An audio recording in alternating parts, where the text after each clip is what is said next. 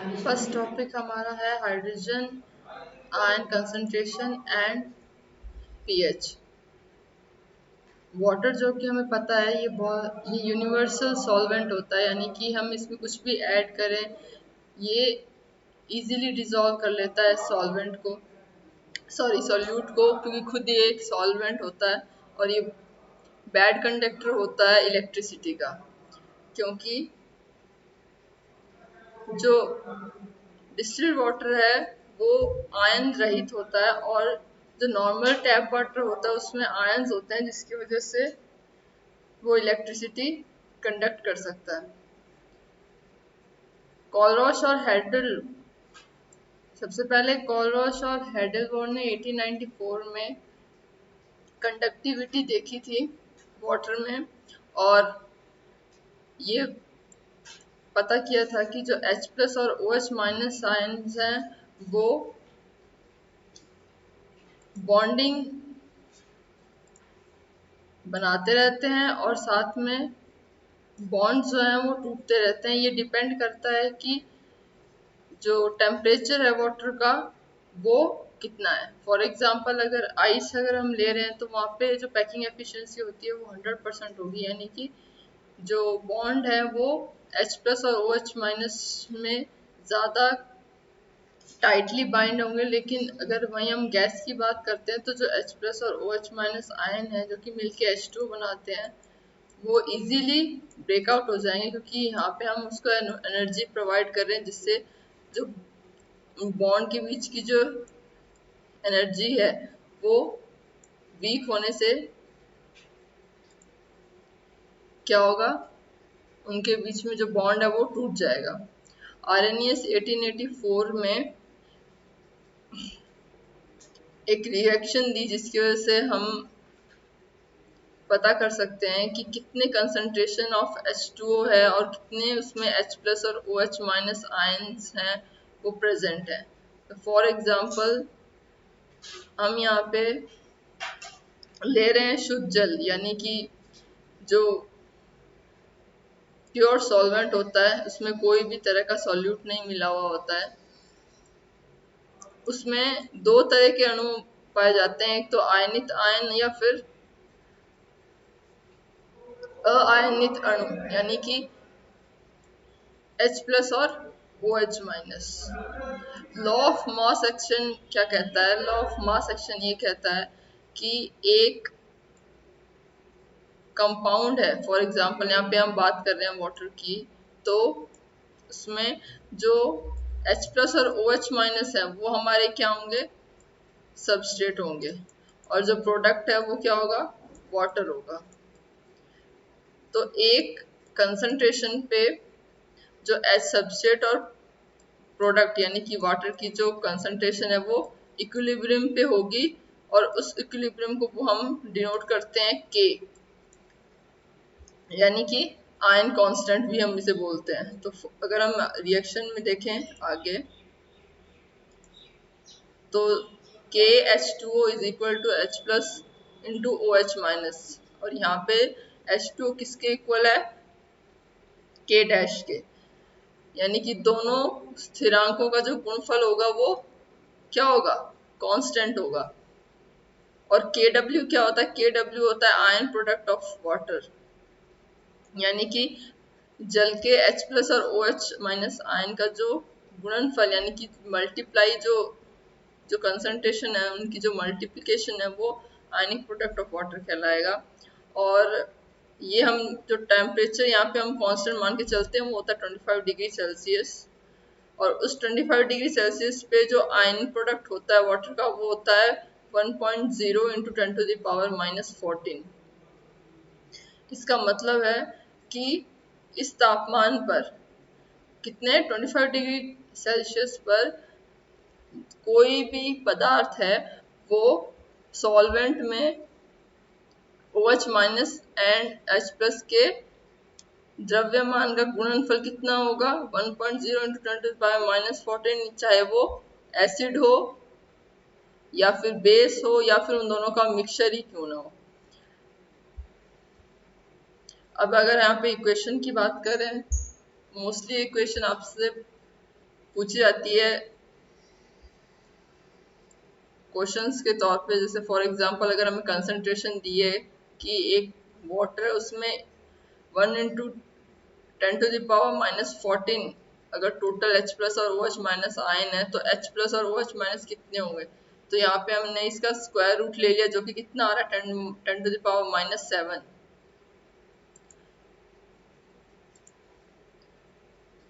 यानी कि OH minus ion कितने होंगे वो भी 10⁻⁻9 और H प्लस कितने होंगे वो भी 10⁻⁻7। और ये ज़्यादातर हम लेते हैं मोल पर लीटर।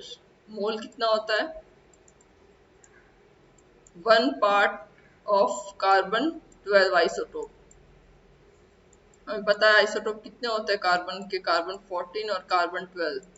तो जो कार्बन 12 है उसका 1/12 part of any atom, any molecule, any element or any compound is called 1 mole। तो यहाँ पे 1 लीटर में कितने मोल ऑफ H प्लस या कितने mole of OH minus present है ये बताता है वाटर की आयन प्रोडक्ट। नेक्स्ट,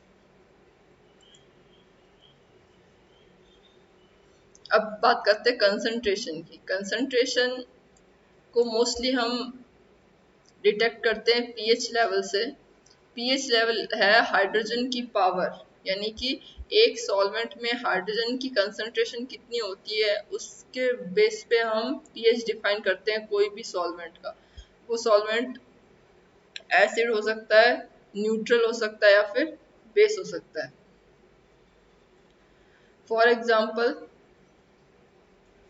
अगर हम आसूत जल यानी कि डिस्टिल्ड वाटर में, जैसे पता है कि जो H प्लस और OH माइनस की कंसंट्रेशन है वो बराबर होती है। क्यों? क्योंकि उसमें कोई भी अनदर आयन या अनदर कंपाउंड मिक्स नहीं होता है, जिसकी वजह से जो H प्लस और OH माइनस की कंसंट्रेशन है वो दोनों क्या होगी 10⁻⁻7 रहेगी। अगर इसमें हम फर्दर एसिड की बूंदे मिलाएं तो क्या होगा, एसिड में क्या होता है H प्लस होगा। H प्लस होने से क्या होता है, अब जहाँ पे 10⁻⁻ कंसंट्रेशन थी H प्लस की, तो और H प्लस मिलाने से क्या होगा, इक्विलिब्रियम कहाँ फॉरवर्ड शिफ्ट होगा या लेफ्ट शिफ्ट होगा, ये हमें देखना है इक्वेशन से। क्योंकि जैसे हमने पहले इक्वेशन देखी थी ये K is equal to H plus OH minus ion oblique H2, यानी कि अगर हम इस H प्लस की कंसंट्रेशन बढ़ा रहे हैं तो जो रिएक्शन होगी वो कहाँ, जैसे कोई भी रिएक्शन है वो फॉरवर्ड या बैकवर्ड तब मूव होती है जब उसमें या तो सबस्ट्रेट में या फिर कंपाउंड में अमाउंट में इंक्रीज हो रहा है या डिक्रीज हो रहा है। तो फॉर एग्जांपल अगर H प्लस इंक्रीज हो रहा है तो यहाँ पे जो वाटर की कंसंट्रेशन है वो क्या हो जाएगी, कम हो जाएगी। तो रिएक्शन कहाँ जाएगी, बैकवर्ड। तो यहाँ पे हुआ क्या है, हमने एसिड ऐड किया किसके अंदर, डिस्टिल्ड वाटर के अंदर।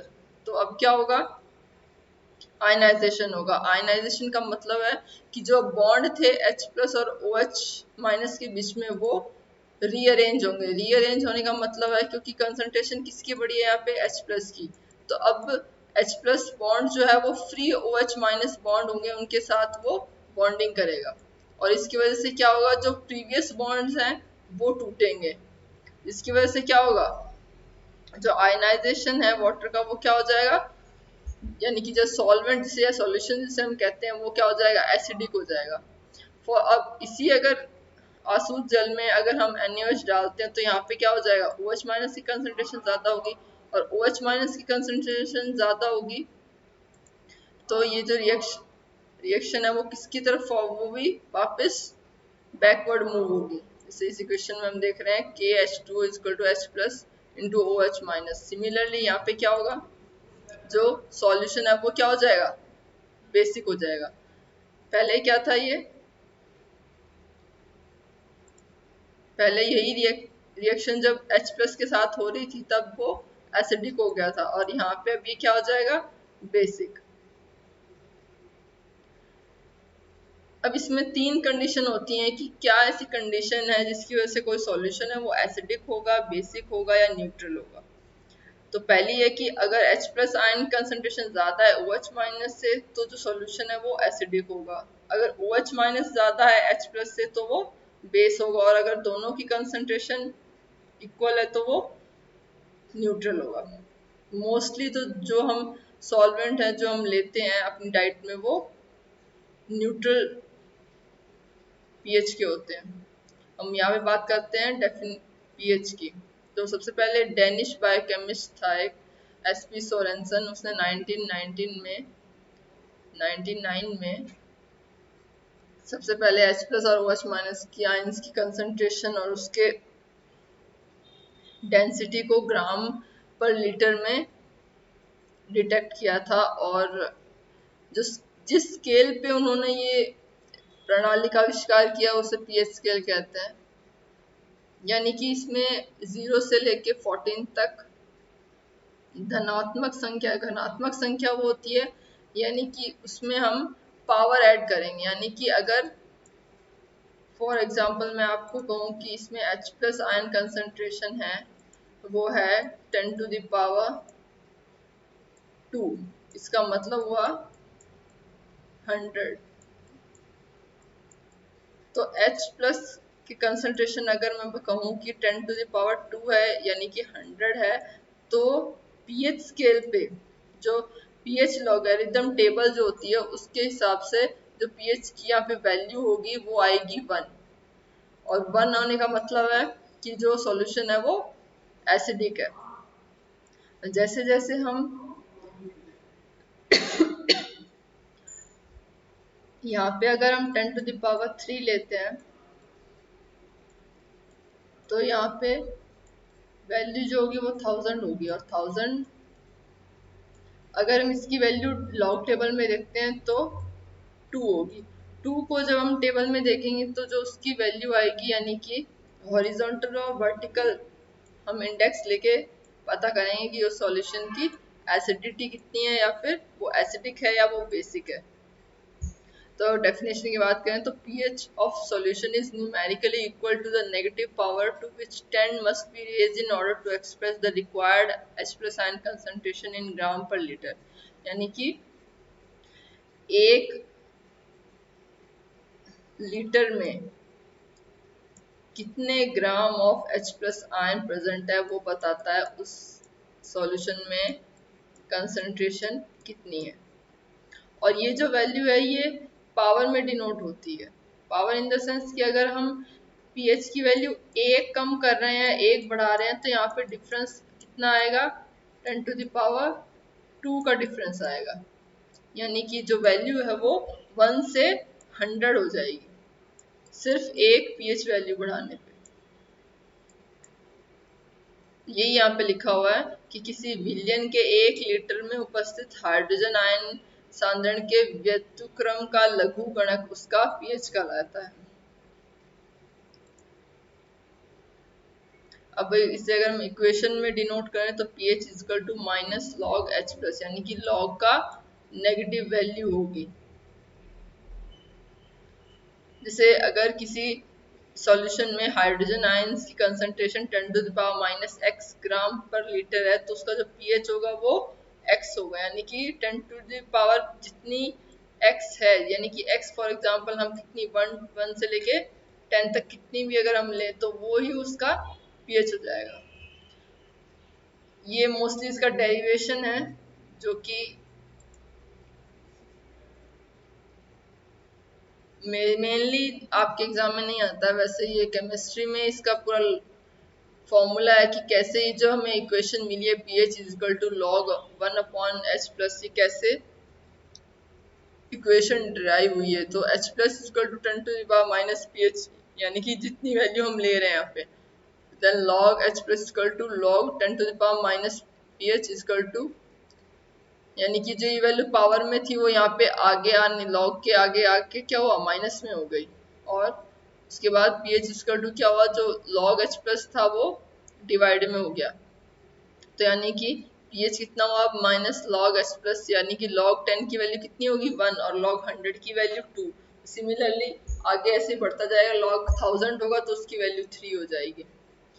तो जो हमें डिराइव करके जो हमें इक्वेशन मिली है वो है pH equal to log 1/h+। अगर हम एग्जांपल से समझें इसे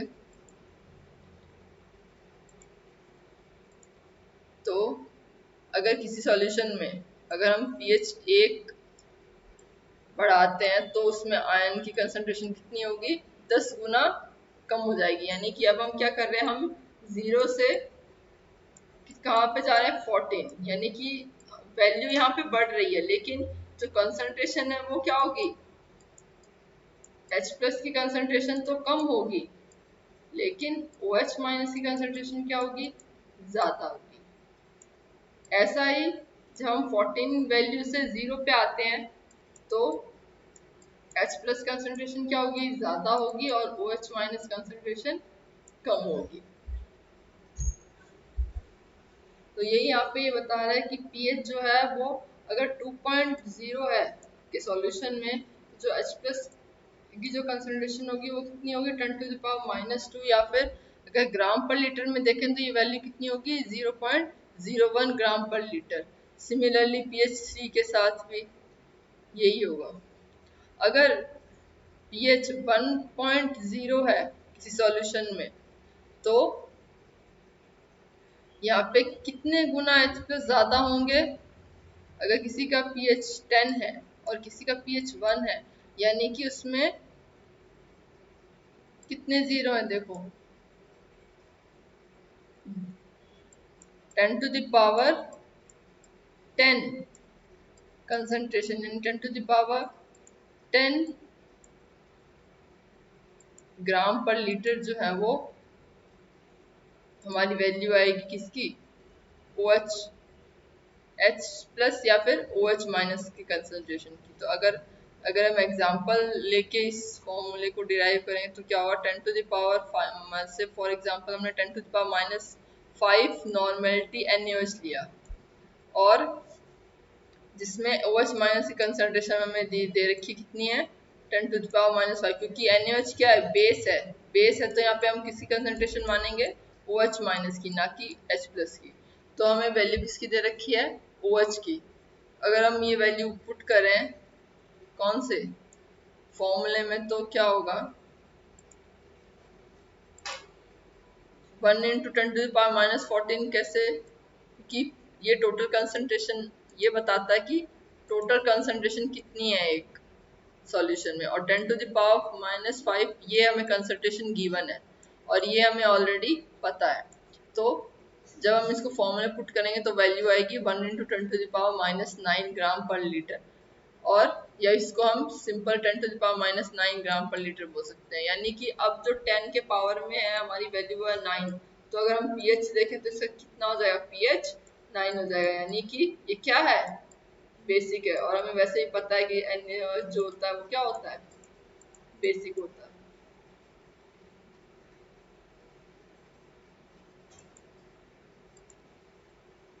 यहाँ पे एक आपको टेबल दिख रही होगी, इसमें एक एसिडिक सॉल्यूशन है और एक एल्कलाइन सॉल्यूशन है।